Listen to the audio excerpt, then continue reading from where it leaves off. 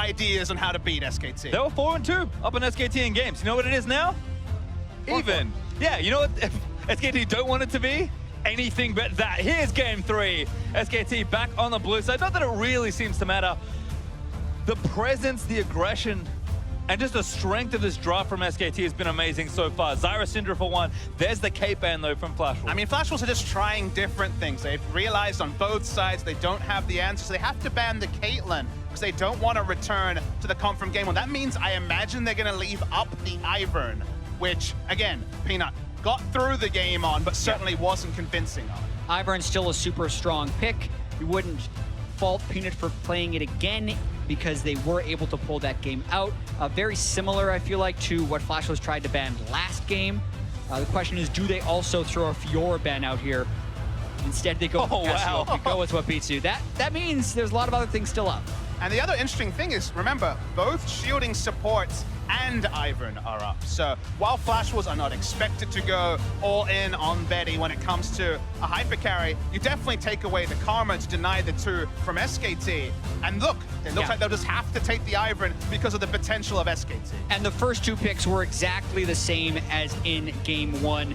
In that game 1, Karsa took Graves and Peanut took Ivern. So Flash Wolves trying to flip the script a little bit on that, but it is much different to support Bang, a 3-time world champion, or Betty, a player who's having his first split with the Flash Wolves. I mean, you're confident on Betty on Twitch, I say on Ashe, but certainly not the Twitch or the sort of champions that you're looking for to fit in, and the Twitch is going to be selected by SKT. I was going to say, our confidence in Twitch does rest very firmly with Bang, and SKT will take it quite early in this draft again, pairing it with the Lulu. He's going to flash it at least. We'll see if he wants to commit to locked in, I believe. A champion that did. That's it. Oh yeah, all right. We're good.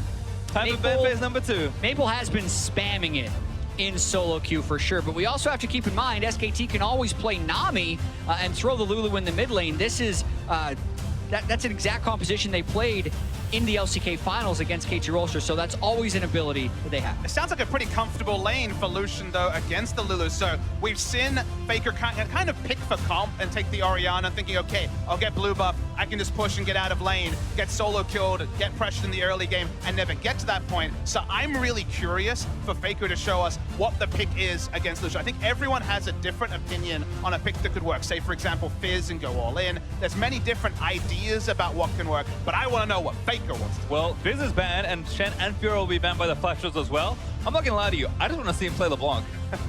It's a possibility, right? Already disrespected Maple with the largest CS lead in MSI history. He's got a game to give if they really have to. Just show off. From memory, he hasn't played it on the international stage since the MSI final 2 years ago, where famously EDG had the exact tonic to end the undefeated record for Faker. So it is certainly possible, and you have to imagine that Maple's not chomping at the bits to play it 3 games in a row. Definitely not. The question now for Flash Wolves is, where does their top lane and marksman pick fall? They have so much shielding, they could play the Kog'Maw into the Twitch. It was unbanned for them. Or they could just build more tankiness around it. The Galio is a very powerful pick for them. Looks like it'll be a disengaged Galio, though, a defensive Galio rather than the diving Galio we saw for the Gigabyte Marines. So I feel like the reliability there may actually be up in the air. And remember, SKT have long-range artillery of their own. Might even be locking in another one to complement the Twitch. And there were a lot of top laners banned in the second phase. Fiora, Shen, and even Gragas by SKT, kind of almost baiting him into the Galio pick. But there's a Rumble, and Faker might just go back to the matchup he lost last time. Yeah. Watching the early game of the match against Team WE, Faker was so close to turning that around on Lucian, and then he got styled on by Xie's Lucian for the rest of the game, so he wants a do-over on that one. It could also be another one of those situations where SKT is now up 2-0, so they want to save whatever reveal they would have for the next game. When they're up, they pick Orianna against everything and just rely on Faker to be good. And I think that's kind of the logic that I'll follow, because I talked to a couple of mid laners at this tournament about where Orianna works, and they say, okay, level 7 with blue buff, you can push and leave, and it's fine. But the moment the blue buff goes away, the matchup once again becomes Struggle Street. This is a matchup where Maple could find a way to run over Faker just like Xie did. But it's just a very different context. 2 games down, getting styled upon so much in game 2. Maple needs to channel his reputation, channel all his resources to not allow himself to be taken down by Faker, because the Orianna pick does feel like a style pick. Well, it's not the LeBlanc I wanted, but again, Faker already lost on it. He's just going to say, you know what? You can have this, and if you win, maybe you get something else here. But Lucian Mid has only shown up once this tournament. It was kind of the big pick that we were expecting to see. Maybe a lot of different places.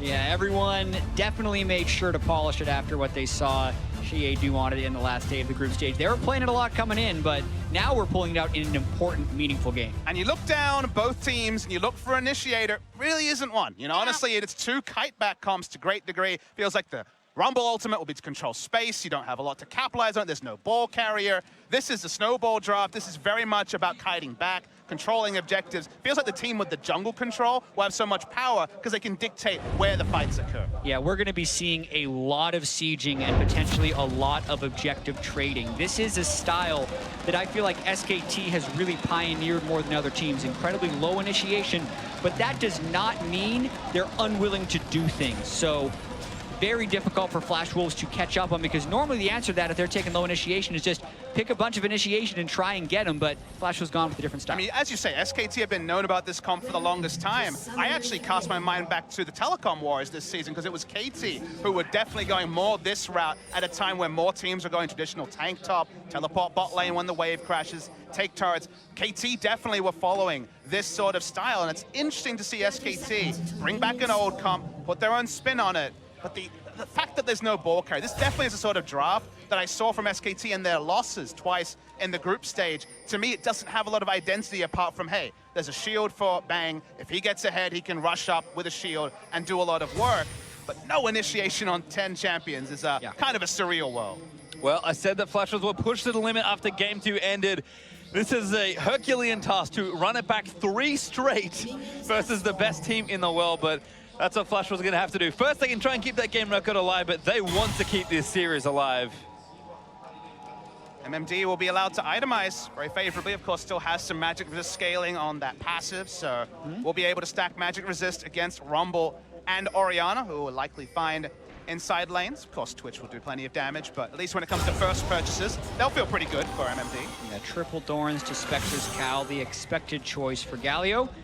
Watching Karsa's jungle path as well. Curious how he's going to do it here. If he runs over to blue, smites it, and then preps the Gromp and the Wolves, that's a fairly standard route. I've seen a lot more of the fast clear Iverns actually start by channeling and smiting blue. That's the fastest path to level 4, but obviously scared of Peanut doing some type of invade to take his red buff right at the start. Yep, the Ivern buff to buff effectively here. Marks the red and then goes in. Here's Peanut actually with a level 2 gank, and Maple already dashed in. Faker just walking forward. Now I think Maple knows what's up. Damage area is going to be forced to flash and heal to get out. Use so much to get out from the gank. You do have that flexibility on the Graves to look for a level 3 gank. Level 3 doesn't change things much. As top lane, trading's already begun. MMD thankfully hit 2 fast enough. The one buff gank, the one camp gank from Peanut, trying to flip the script on Faker's mid-lane Ori versus Lucian matchup a little bit. Getting those summoners out will definitely improve Faker's chances. Worth noting also, we didn't mention in Champions that it is Karsa's first ever competitive game on Ivern. So both he and Peanut in this tournament have fit the tournament meta, picked it up. And speaking of Karsa, now Karsa looking for a hit, but Faker does have the subs. Already flashes out of the way, but they have the angle on him. Faker just has to keep running. Bot lane's pushing. That's bad news. Ezreal or Karma could collapse onto Faker. He is dead. Maple wants to try and take it down, but Faker's going to buy as much time as he can. Faker still has a barrier. Might just hold a root collar land, and first blood goes to Maple. Oh, we've seen this story before. Mid lane Lucian gets the first blood. Doesn't have Ignite this time, but that is not what Faker wanted for the return gank from Karsa. I mean, if you want a champion that can get a kill on Orianna or on Faker pre-6, seems like Lucian's the champion for you, given that we saw this multiple times in the last series. Well, in aggression once more, though. Benny and Sword would love to play up. Bang, forced him in the heel. Exhaust already done it. Now they turn their attention on the Wolf. He's ignited down. The Thunderlord procced in from the Karma, but Wolf is barely going to live through the onslaught. Yeah, all combat summoners aside from Flash burn in that bottom lane, so Flash was going to continue to try and keep that shoved in with the Karma. Do want to call out some great play by Karsa during this gank. He forces Faker down towards the river, but then not only does he get the slow, or about to get the slow from a shield, but he forces Faker to flash down instead of up. I mean, it was a zoning flash in many ways, because the shield, of course, would have provided the slow, but it just wasn't terrain he could move towards. You called it out, pastry time. There was priority for Flash Wolves in the bot lane. Nowhere to go. Very well reasoned play by the Flash Wolves in their first Nice advantage, and you can see Faker's frustration. It was inevitable from the moment he couldn't go to his turret. And I really do feel like Orianna is not his preferred pick into the Lucian, but they're doing it again because they want to save something. It is a, let's call it a gut feeling after watching enough SKT doing this, because we've seen he doesn't hold a natural edge over Lucian. We know the matchup. When he throws his ball out, Lucian can dash and avoid the damage, so it is a difficult thing he's picked himself into. But and picking for comp is kind of a weird thing to say when there's no ball carry. You could say picking for guaranteed wave pushing, yes, absolutely. But given they've been playing this skirmish style and they really can't force much, I tend to agree with you, Jack. It feels like that's the only zero-sum explanation. Maybe we need an interview with Faker and get him to clarify it after the tournament. Andre will give away his secrets. He is quite the magician after all. MMD TPing back to that top side though. Huni burns down the wave and will likely match and rejoin the wave. Here also up for Betty. So that's kind of first early items coming out. But once again, Flash was off to an early, but a very slim lead. Yeah, and they do have some nice scaling when you consider the Lucian and Ezreal coming in with the double shielder. So it's not that exactly same type where SKT can just group up around 20 or 30 minutes and automatically win. It could happen that way if they land the right spells, but it's not the same level of discrepancy in scaling. Without the force, though, I feel like the game will be largely judged on vision. You know, vision is the big factor we talked about. The Flash did have the advantage on very much in history as trading continues in bot lane. You imagine they're going to disengage, but here we go. A lot of support or combo, but Betty tunked out on the other side. Castle, he's actually joined in now. Wolf going to get rooted and be forced to flash. Root Caller goes a little wide, dashes to a minion. I think he's trying to get out of the way, but Castle taking too much damage. Bang gets a kill in a 2v3. Pina going to join the party. Betty zooms out of the way. He's got his flash, forced to burn it there, but now Sorta took damage on the back end. No die from Peanut, but so much force. It looked so good at the start for Flash Wars with the positioning, but Karsa takes a turret shot and another inexperienced Ivern player kind of used everything in his kit and just ate free damage when Twitch and Lulu turned. Yeah, that was the thing you would see from a player playing their first Ivern game on stage. A lot of times you feel invulnerable, but you're definitely not this early on into the game. So watching it one more time, Flash was really allowing the poison to tick on too long and losing these trades, and then Karsa doesn't have any damage in that situation, takes a Turk shot, and by this point it's over. And many champions, many junglers entering at that angle will have kill pressure. So many of them in the meta. Ivern is one of the unique that does it. He missed his abilities, took a turret shot, and he seemed to, from the face cam show, that it was kind of inevitable what unfolded. Yeah, frustrating there for Castle, who really is the heart of this team in so many ways. Always happy when they're ahead and frustrated when they lose. I mean, Karsa had the highest first blood percentage of any jungler in the tournament, so he was certainly performing. Ironically, the highest first blood percentage on SKT is actually Huni, just from getting solo kills. It isn't from the jungle at all, so certainly has been more about the counter ganking for Peanut. He has had plenty of kills, but not necessarily first blood. Botlane just keeps fighting though. Bang and Wolf in another 2v2, Exhaust is down. Bang getting chunked, but they need to get a little further forward. Bang taking a little too much damage. Tries to launch out of the way, but Betty! Oh my god! Missing shot, Bang! Dodging it, the heal is up! Cast gets down and Betty not gonna get it, Bang! The outplay right there by Bang and Wolf. Peanut to put the exclamation point as well. And Flash Wars game planning. Game 1 and Game 3 was to take the fights. You're taking fights against a double World Championship bot lane. And once again, outplayed. They landed enough poke on a Bang early, but he lost vision when he went down into that brush. They missed the Mystic shot. The control ward delayed. That allowed Wolf's shields to come back up. I mean, SKT knew exactly what they were doing to get every little bit of damage and health out of this exchange. You get to see the replay. I think it was very much the Q hitting in the midpoint here. You wait for it, sort of kind of threads it through. And then you're like, all right, maybe this is the trade here for Betty and Sword Art to win. He flashes out though, and think of how much damage he loses in the 3 seconds or so around the brush. Exactly, the fatal damage could have come through in there. Karsa. He's gonna burn down, already dies. Faker actually gets the kill. Shockwave gonna miss, that's a round 1, but MMD in there, Peanut also invading. All the camps are getting marked, but they'll get taken soon. SKT starting to take over. Ivern down, make him waste time with that channel on the red buff. Peanut has smite, so MMD could try to disrupt this, but not gonna happen. And going back to that bottom lane 2v2, this is one of the problems about playing against SKT is not only do they have the reputation of this amazing team, they're also the best mechanical players, so even in the individual moments, they will be able to outplay. Peanut got ulti, so Maple maybe not gonna live. Does have summoners, gets the culling back down. Peanut answers with his own ultimate. just to get Maple out of the way. Does disengage successfully, but now Wolf may be caught Sword Art. Sword Art gonna have to use that blasting cone. No, hold on to it for now, gets the ward down instead, but Wolf instantly sweeps it away. When you're casting SKT games, you have to look deep for adjectives to describe Snowball. Cavalcade of objectives, Snowball. Feels like we need more terms because things really do ramp up. Huni opening up on Karsa with Faker as backup. He's happy to go in. Yeah, giving Karsa no way out after he flashed directly over. Oh, that E landed. MMD, though, gets the Windsor ball back. Peanut's also up here. You have to think something's going wrong. MMD might not have the luxury of getting out in time, but he moves away from the turret. Gonna try and get one more wave, and SKT did actually pull away. The MMD will live this time. Yeah, and even with triple Dorans, though, getting pushed out of the lane, that's one of Galio's stronger points on the map. And even with that mid lane first blood coming through, that's about all that has happened. Now Karsa getting jumped on. Bang, another ambush started up. RuPaul is gonna land for the stun. Huni though, TP'd around for a kill. Bang's gonna get another one.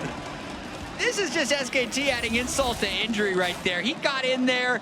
You're wondering, where did he come from? It was clearly the teleport, but Bang disappearing from bottom because they've been able to push that up.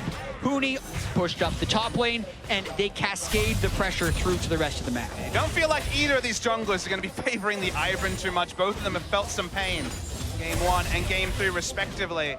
Getting collapsed on. Again, we talk about the Twitch, this time with Lulu and Orianna.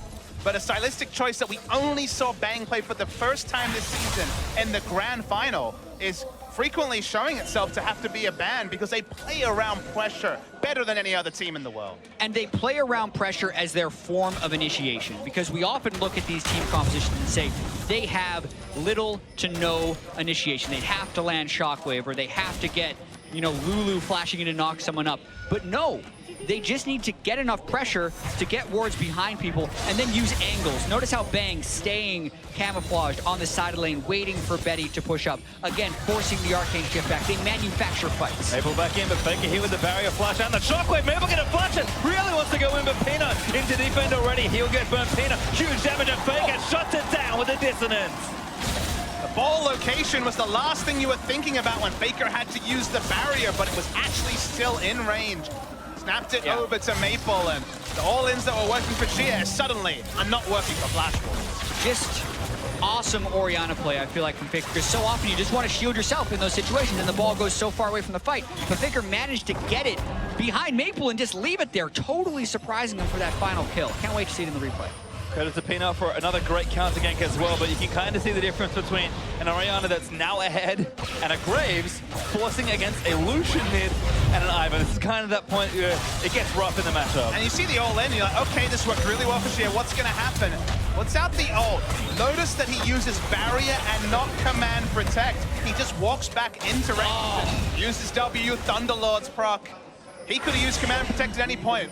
Yeah. That's actually gorgeous because he was too far away to use his Q. He couldn't move the ball anywhere further forward, so he actually just waited for Maple to walk next to it, cast his dissonance, and got the last hit. That's something you only get after so many games on Orianna. And look, I love to get into the Faker stats. It is his most played champion, so he certainly has his eye in, even though some of the performances this tournament have left a bit to be desired. But even the laning matchup that Maple probably felt pretty confident about when he saw the Orianna pick again, it's not reaping rewards for Flashball. All right, well, it's no game 2. SKT have built a sizable lead already, 13 minutes in. 3,000 gold up, 6-1 up in kills, and the turrets are still looking healthy-ish on the side of Flashball. You have to think again, SKT know how to move themselves around the map, take their first turret kill, knock down multiple turrets in a row, and if that happened, Flashballs are just too far behind to really recover in the mid game. Yeah, and there's the standing gold is what's preventing this lead from being the same level that it was in game 2, and the standing gold refers to the outer turrets in every single lane. Mountain Drake is up. The pressure has been acquired by SKT right there. They have the deep vision into Flashwolves jungle, and they can get that Mountain Drake and then potentially push up for those turrets. And it's just, again, that using pressure as a form of initiation that you can kind of see from SKT. Look how far back the members of Flashball are forcing to play. This is kind of that brilliance and the elegance in SKT play that is very difficult to understand just looking at it. But when we see games play out time and time again the same way, you have to look a little further, and when you do, you just see the beauty. And it's not played without risk. They were making that play before Huni's teleport came up. MMD was hanging back because he had teleport of his own, but it's all about windows. It's all about knowing how much aggression you can show in the context of the 14 minutes that have occurred before you push up and threaten the dive. And when it's within 30 seconds of a teleport coming up, you may have a timer, but you start to doubt yourself.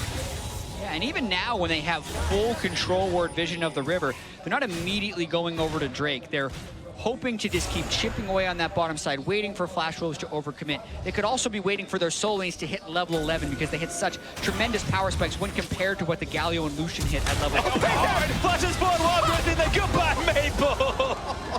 There's your initiation, Jet. Hey, we talked about getting next to someone in Lulu Wall. I think that's one way. Oh my goodness. He smelled blood. You know, he had the Ivern game. He's working out his frustrations, flashing into melee range of an Orianna. I think Bang's going to turn it maybe back around. Shields are good. The redemption down to his caster, actually. That was his redemption that maybe got it done, but another flash from Bang. Betty desperately trying to finalize a kill, but no case will be closed today. Bang will escape with his goal, and there's Faker. First turret gold solo. Well, we said Orianna was probably not his preferred pick against Lucian. You never know. You could be fooled with his performance in this game after giving up first blood and the help of his team really putting Maple down in that mid lane. I mean, you understand the theory behind why he's picking it. You can question it based on theory. You can speak to other mid laners, but I think this is the don't try this at home sign that goes up. You see the Lucian mid lane in solo queue. I'm not sure Orianna is the tonic, but if played well and with the windows you do have when you have blue buff, when you hit level 9, the matchup can swing. And that's one of the things about Faker, is he changes the rules of the game a lot of the time. I mean, Peanut did some changes here too. Yeah, that was just unfair feeling. Faker might have gotten an assist right there. So. But just thinking about the game 2, where he picked Cassiopeia into the LeBlanc. LeBlanc is pretty much the most banned champion coming in here. When people prepare the counter picks, they're thinking, okay, I can play maybe Ryze against it sometimes, or I pick a big shielding champion. And Faker, unlike any other player that we've seen in Pro, pulls out the Cassiopeia against it and absolutely dominates, something that no one else could do. We've seen so much LeBlanc in this tournament, no Cassiopeia. Again, I mentioned we saw some in Korea, but it wasn't played like that. There was no level 1 dominance, proxying waves at level 1. Faker, again, innovates on champions that we think are already solved and on matchups that on paper, that if you took a panel of analysts, there would not be any consensus that he's making the percentage play, but percentages don't matter when you're Faker. All right, here's that pressure starting him out from SKT. Turret gonna fall, needs a few more shots. Wolf thinks better of tanking yet another turret shot. He learned from Betty. Huni might TP in behind if that turns into a fight in the bottom side. He was waiting for quite some time, but it took too long to set up that play, so now he's just gonna run back to lane. Faker again, 2 levels up on Maple at this stage. Level 13 is a real good spot for Orianna. Faker's about to hit it soon, and he still has blue buff. I mean, it's 5,000 gold up now for SKT. It's going to be 6 soon as this turret falls in the bottom side. And it's strange to watch them play sometimes. It doesn't always look like much, but somehow they're ridiculously far ahead. Bang again onto Betty, getting aggressive. Venom cast goes in. Picks helping out. Redemption might have been enough to save him. Not in range for the Contaminate, so Betty lives this time. Bang back on there, but he's frontlining with the wild growth on him. As Bang bursts the ultimate Maple though. Oh, the culling is not going to get... Oh. Not going to get blocked as Wolf takes a lot of damage on the other side. Bang, looking to get sniped, but Betty does take out Wolf now. Bang going down, Flash Wolf, signs of life, finally. All the time, a Rumble is pushing, but that's a play that at least gets some confidence into the Flash Wolves. This time, Bang doesn't have summoners up. He used them for the baits in the previous trade. Peanut at it again, looking to try and make himself the MVP. Zeus ball with the help of Faker, ultimate at the ready. Maple burns his heel to escape. Peanut is a merciful god today. This game heating up though. MMD trying to teleport in behind Faker and Peanut. They didn't see it, so the Galio will come as a surprise. Caster and Maple burning damage onto the tower, but here's MMD, flashed on, finds 2. There's the Justice Plus knocks up Peanut, great hold up from Huni. Galio also back on the Caster to protect him. Huni, just too much pressure on his own. Yeah, MMD didn't have any more initiation. The ult onto Caster allowed him to tank the equalizer for the longest time, so actually, even though it looked comical was the right move, here's Huni though. Anything you can do, I can do better. Huni aggressive TP down towards Betty. Got Wolf behind him as well. Betty already going to get taken down. Elan's over the top, and Wolf going to get himself a kill in the game. Betty turned into a critter. Betty autos the trinket, and Wolf. That was like one of those games where you're behind a counter and trying to chase someone, but unfortunately for Betty, he couldn't play that Arcane Shift game with Huni since Wolf was the second player who came and just corralled him. Feels bad, man. That's all I have to say. Feels bad to be Betty. There were no good directions to go. Even the cheeky harpoon over the rift to allow Wolf to pick up the kill that much faster. They'll turn onto the Drake that they've just abandoned this whole game. Yeah, it's actually kind of a sight to see for SKT, who have been just on every Drake like it's their job, but Peanut finally get a pick. But not SKT having a little too much time in their lanes. Maybe, you know, we don't need this right now. We'll take it when the lanes start winning, and they've been winning for the last 20 minutes or so in this one. I mean, SKT, 2 items on almost every carry.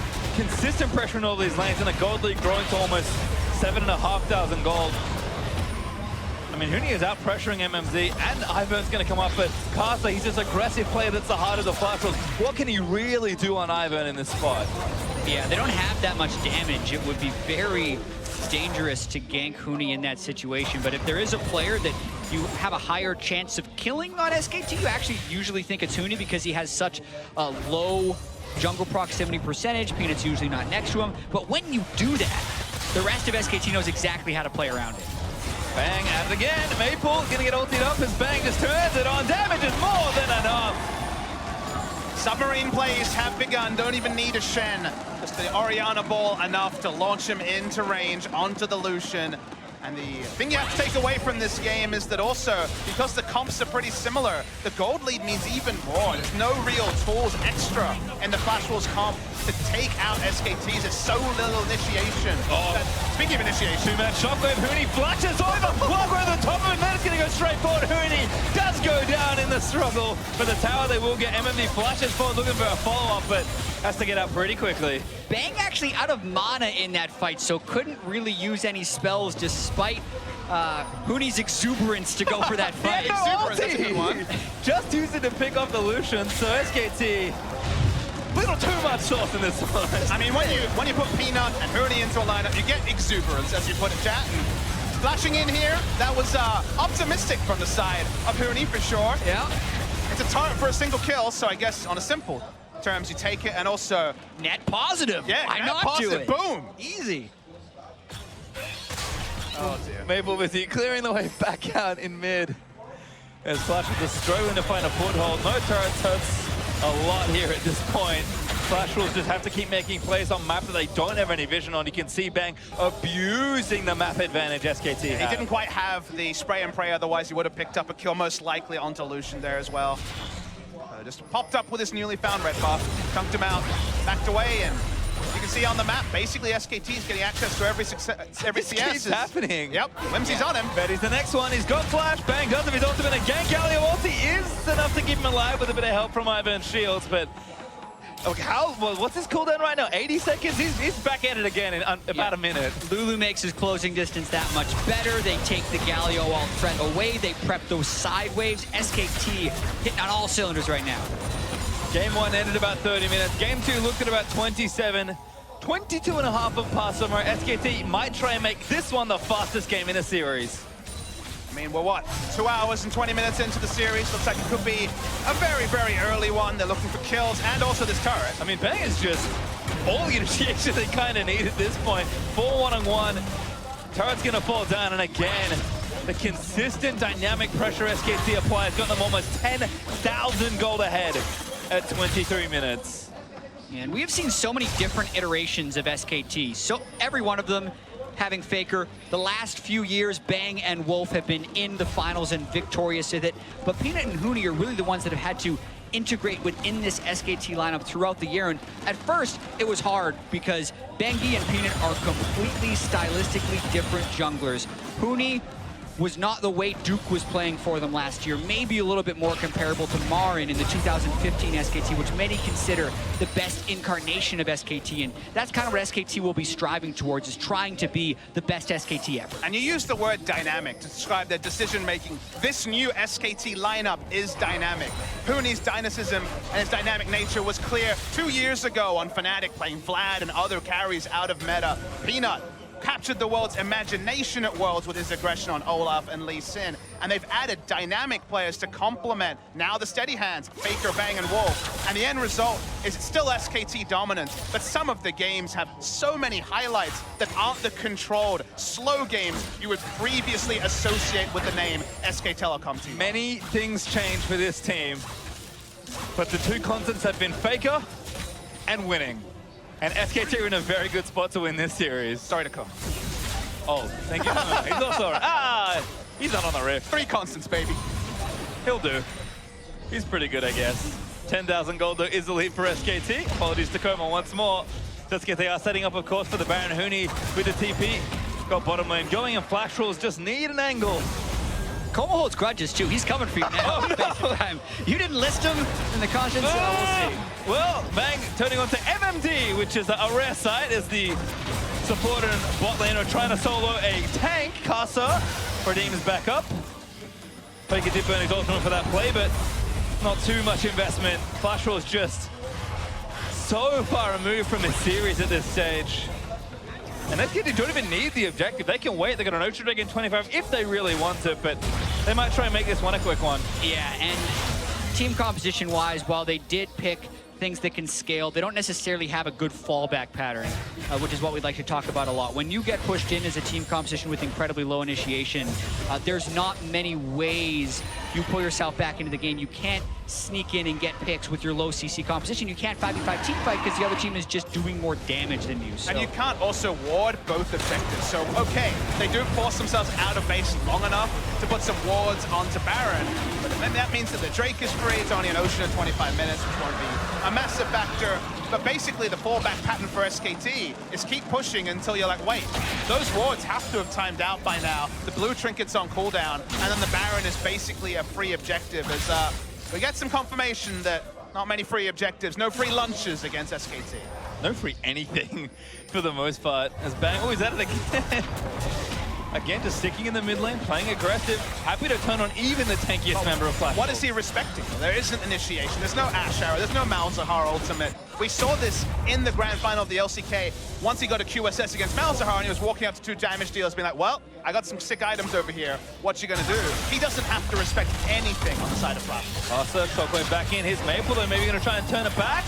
Barrow's up for Faker, does have his flash, barely missed the ultimate. Maple flashed in with the Wild Growth, gonna save him. Wolf there for his team. Wolf in the clutch, and here's Bang! Now Bang in a play the counter situation, almost gets one down, opens up on a Sword Art, but Sword Art stays safe. Bang, though, holds onto his ultimate, and Huni has got the wave all the way to the in-hit turret. The time for Baron is coming very soon for SK Telecom. Yeah, and Bang is also just hoping for that final item power spike. He's about 400 gold away from Infinity Edge. Once he gets that, I really feel like that's when SKT will turn the corner on this game. We've seen them pick up their first Baron and end the game within 3 minutes in their last 2 matches. I don't see why this game would be any different. I mean, Betty can't be standing up. He's got no other choices. Flash contaminate from Bang. Hoping for something there. Well, that was pretty bad. Optimistic isn't the right word. That was just bad. There was no way. Through heal, he would get the kill unless Betty just forgot to heal. Which has happened in the past. So. Okay. Well, I mean, betting on players forgetting to heal. Yeah, it's not an SKT style. Well, they'll just take the Baron instead. They got more than enough damage for this on Casa with a smite. Might make it happen. It's already too late, though. Polymorph just for good measure.